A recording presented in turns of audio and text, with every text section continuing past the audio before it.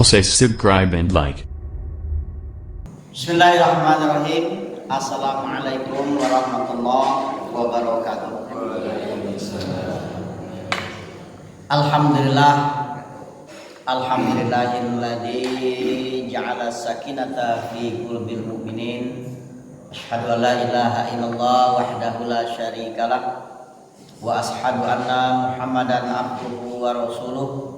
Allahumma fassalli wa sallim ala sayyidina Muhammadin wa ala alihi wa sahbihi ajma'in, amma ba'du. Yang kami hormati bapak-bapak, ibu-ibu, saudara-saudaraku dan anak-anakku sekalian. Pertama, kita bersyukur pada Allah Subhanahu wa taala pada kesempatan di pekan pertama di Februari tahun 2023 kita masing-masing dalam keadaan sehat walafiat. Insya Allah tak kurang suatu apapun. Kemudian selawat semoga Allah dan kita mengiringnya dengan salam kita sampaikan kepada junjungan kita baginda Rasulullah Muhammad Sallallahu Alaihi Wasallam. Baik, pada kesempatan pada hari ini berkaitan sama akidah, kalau kita hubungkan dengan Isra Mi'raj. Kalau kita sering mendengar, kalaupun kita ada mendengar peringatan bulan Rajab, peringatan Isra Mi'raj, yang menjadi tema besarnya adalah maka sesuai dengan pokok bahasan kita pada pagi hari ini. Bapak Ibu yang kami hormati, sebagaimana yang kita ketahui, memang benar Isra Mi'raj ini berkaitan pengujian iman pada waktu itu. Kalau zaman sekarang ada lagi, Pak. Zaman sekarang. Kalau zaman Nabi dulu dikabarkan tentang Isra Mi'raj memang luar biasa, Pak. Barangkali Bapak Ibu sekalian, enggak tahu kalau Bapak Ibu ya, aku terus terang, Pak. Menado pada zaman Nabi, pada zaman Nabi bersama orang-orang Quraisy dikabarkan tentang Isra Mi'raj, barangkali juga aku tidak percaya, Pak. Ada? Tak tahu kalau Bapak kira-kira. Kalau Pak Amir, zaman itu dengan di situ ada rombongan abu-abu, Pak. Ya, Abu Lahab, Abu Jahal. Nah, dikabarkan tentang Isra Mi'raj, tentang perjalanan Nabi Isra'nya dari Masjidil Haram ke Masjidil Aqsa butuh waktu perjalanan 1 bulan lebih, makin unta. Kemudian Mi'raj sampai ke Sidratul Muntaha cuma seperempat malam. Tidak masuk akal. Ayo rombongan Abu Jahal juga. Kali ibu-ibu kira-kira mendikabarkan pada waktu itu melok Nabi apa tidak kira-kira? Percaya tidak dengan Nabi? Insya Allah percaya. Mengaku Islam pasti mengaku tidak percaya. Sulit, Pak, diterima akal pada waktu itu. Ada 2 kendaraan Bapak Ibu sekalian pada zaman Rasulullah itu. 3. Yang satu sebutannya kudo, ini yang paling top. Yang paling top ini pesawat di zaman dulu itu. Tapi jalan darat betul. Yang pertama kudo, yang kedua unta, yang ketiganya himar. Bukan kambing. Himar itu keledai. Beradian daripada kudo. Tapi tidak selusun itu, Pak. Tapi tetap namanya kudo. Kudo kecil. Dari badan, dari kekuatan, dia cuma bisa membawa barang memang pada waktu itu. Nah, kalau kendaraan kudo dengan onta. Kalau naik kudo dari Masjidil Haram ke Masjidil Aqsa, artinya dari Mekah ke Palestina itu makan waktu 1 bulan, Pak, siang malam. Kita pakai travel dari sini ke Batu Rajo misalnya, lagi ada stopnya. Itu tidak stop sebulan setengah lebih, Pak. Bayangkan.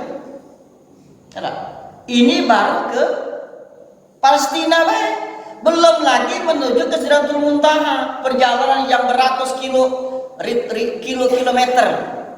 Tapi Rasulullah ngomongkan pergi habis isya balik sebelum subuh. Tidak ada begitu pas kita dah. Nah, inilah ujian keimanan pada waktu itu. Kalau zaman sekarang pada aneh lagi. Ada teknologi sudah canggih, uang sudah pajak nyelam ke dasar laut, Pak. Bapak Ibu sekalian pernah berenang enggak? Pernah enggak berenang?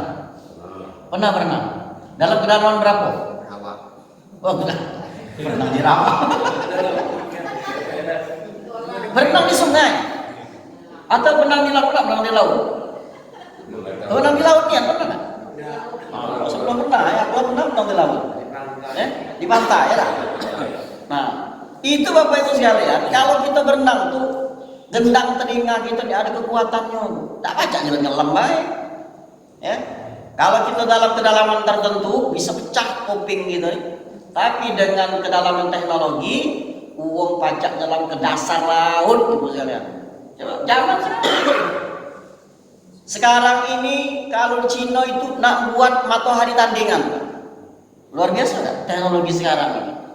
Jadi kalau umpamanya dari ada kereta cepat Jepang itu, Pak. Ya, kereta cepat Jepang itu ditempuh jalan kurang lebih 12 jam biasanya, Pak. Ini cuma berapa jam? Tidak nyampe berjam-jam lagi, Pak. Kereta cepat. Teknologi sekarang. Kalau itu disampaikan sekarang, percaya wong. Tapi kalau zaman dulu tidak ada. Tapi oleh karena posisinya pada waktu itu Nabi itu adalah uang yang dipercaya sejak bujang. Sejak bujang dia dipercaya, Dafa. Dari bujang dia dipercaya, digelari Al-Amin. Ketika baginda Rasul diutus oleh Allah sebagai Rasulullah. Awal-awalnya sembunyi dakwahnya itu dan pada akhirnya disuruh terang-terangan.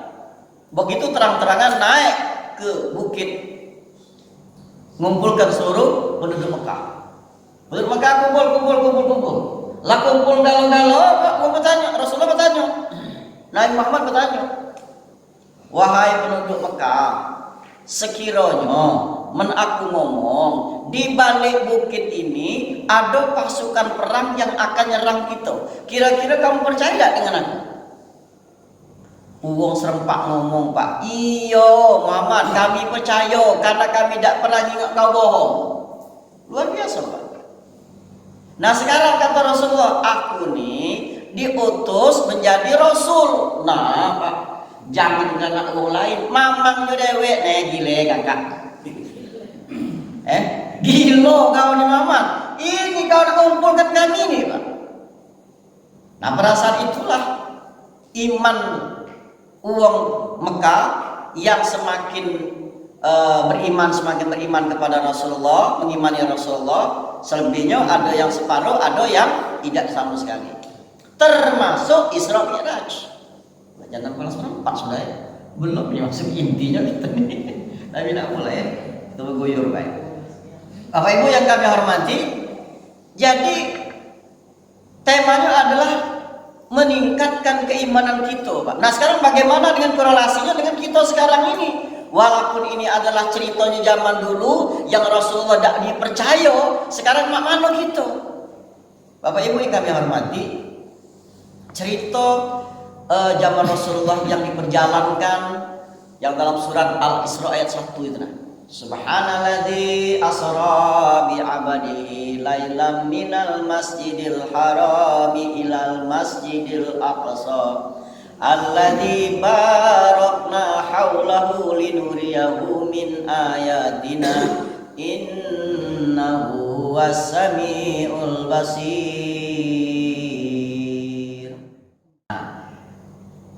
Maha suci Allah memakai kata-kata subhan,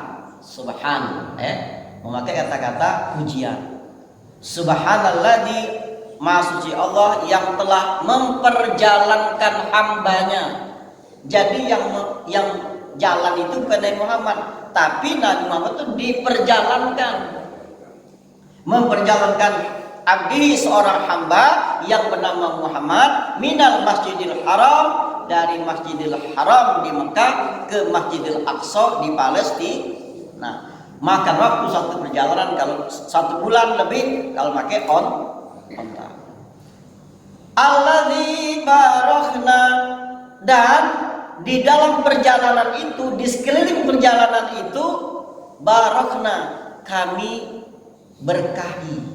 Alladzi barakna haulahu linuriyahu min ayatina, untuk membuktikan kebesaran tanda-tanda kebesaran kami, untuk menunjukkan memang kami ini ada. Innahu was-samiul basir, sesungguhnya Allah Maha mendengar lagi Maha melihat. Bapak Ibu kami hormati, jadi salah satu yang perlu kita teladani dari keimanan yang pada waktu Rasulullah lihat adalah ketika Rasulullah akan mi'raj itu, Rasulullah mencium bau yang sangat wangi.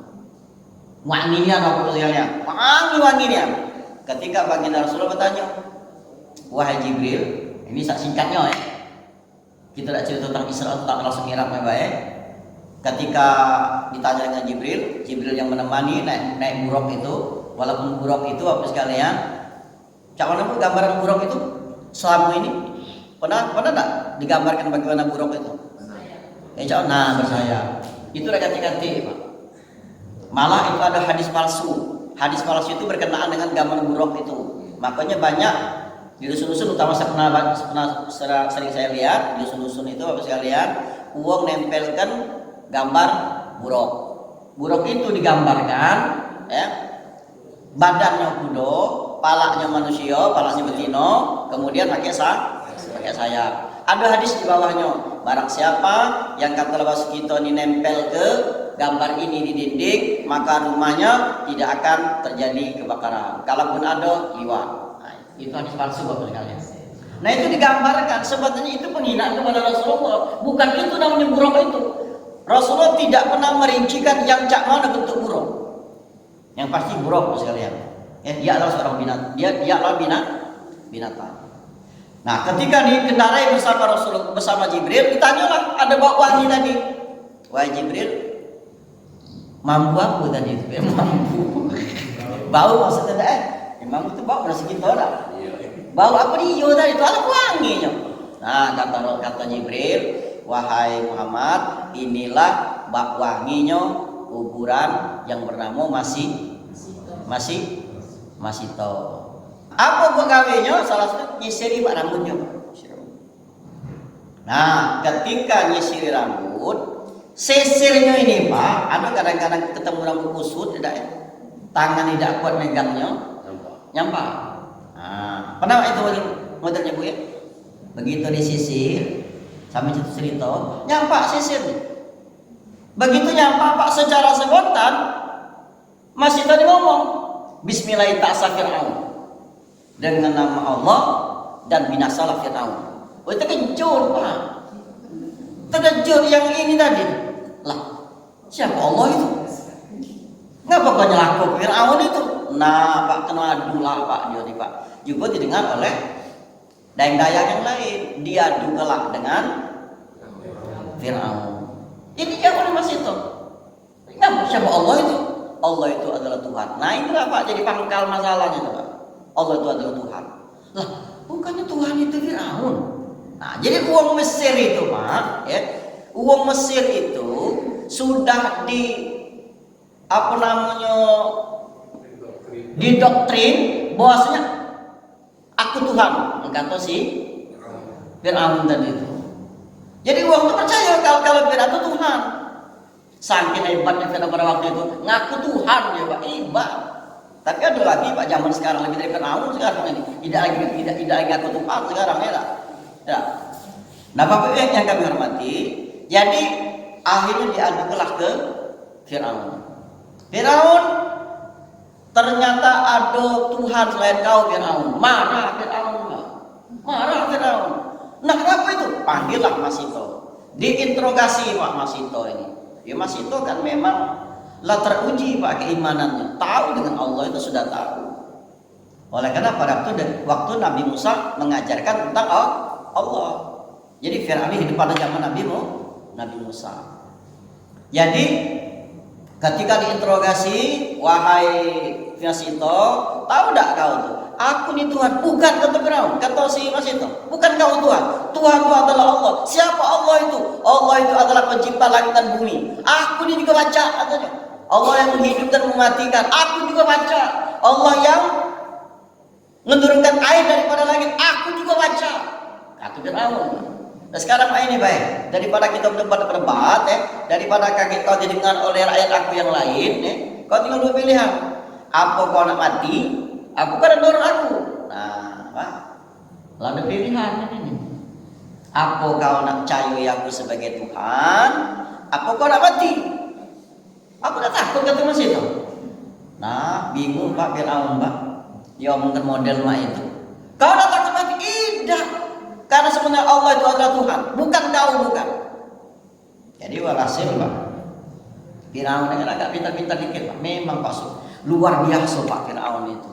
Ya, dikelilingi oleh uang-uang yang hebat. Sama seperti kita sekarang ya. Nah, ada uang yang paling pintar Pak pada waktu itu.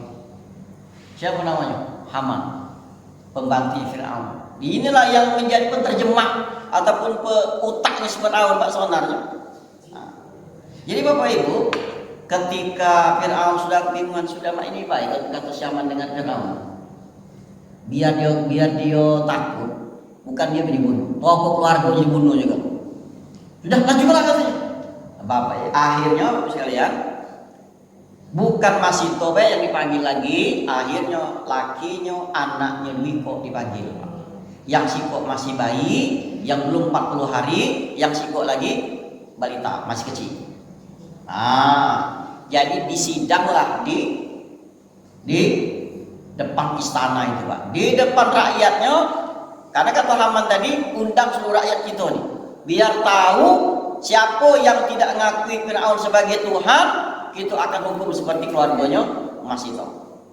Kumpullah ke Mesir Pak, walhasil diadili dia, ditanyakan kembali, ya, ditegaskan kembali. Kau masih nak berubah pikiran, menegaskan bahwasanya aku adalah Tuhan kamu. Kata Masito, tidak. Tuhan itu adalah Allah. Nah bahaya ini kata Firaun. Lanjutlah. Model itu sebagaimana disebutkan, kau akan dibunuh, bukan kau baik, tapi laki sama anak kau dibunuh juga. Biarlah. Nah si laki ini tadi melok baik. Tidak perlu dia tentang, tidak perlu dia ketakutan, tidak perlu dia khianat dengan bininya. Ada jelas kau deh. Firaun Tuhan itu bukan Allah, bukan, tidak Pak. Ya.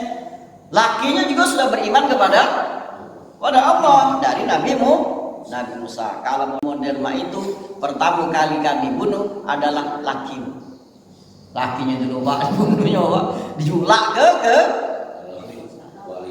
kuali yang besar berisi banyu tadi Pak, dijulak kalau oleh. Nah bukan dijulak ke Pak, dia dilempar maksudnya, bukan dijulak kan, bahasa aku dijulak gitu. Dilempar. Selesai Pak. Apakah Masito bergeming? Tidak. Masito jingok. Laki kau sudah mati. Kalau janda sekarang. Kalau janda sekarang ini masih tak kira-kira. Kamu Pak Agus senyum janda nanti Pak. Nah kalau janda sekarang masih tak kau? Tidak. Model itu anak kau. Anaknya pula Pak yang kecil tadi diutal tuh Pak. Mati. Masih tidak bergeming Pak. Pokoknya teguh pendiriannya. Iman tetap dengan Allah. Terakhir Pak, kata Firaun, kamu kan anak masih gendong di kecil tadi. Nah, kamu berdua terjun ke situ. Dua saya bukan kamu terjun dari. Kamu memang iman kepada Allah nih. Awalnya Pak masih ragu. Nah, ragu Pak oleh karena dia mau gendong anak kecil tadi itu. Oh ya mereka cerita tahu aku katanya. Bu, ibu mau pagi 40 hari ini. Nah, mana kira-kira? Ibu posisi masih tahu pada waktu itu kira-kira berubah tak kira-kira? Berubah kira-kira? Udah kecil, udah kau dina katanya. Kau tak tahu mana, udah ini katanya. Kira-kira berubah tak kira-kira? Tidak, alhamdulillah. Nah, Begitu nak terjun, Pak, masih ragu-ragu. Bukan ragu kepada Allah, bukan, Pak.